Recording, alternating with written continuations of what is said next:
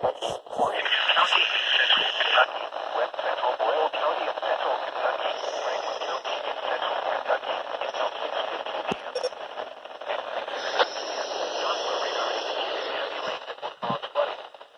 Up to 3 inches of rain have already fallen in spots.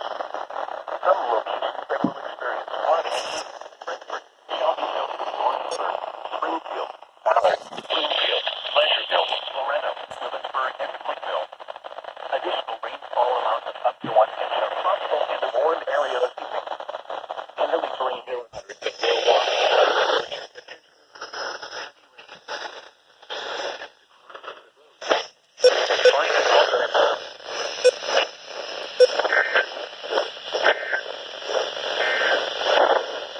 now looking at the weather.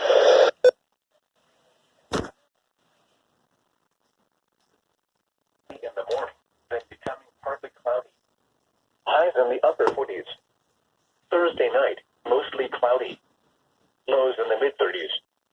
And Friday, mostly cloudy in the morning, then becoming partly cloudy. Highs in the mid-40s. Here are the 3 p.m.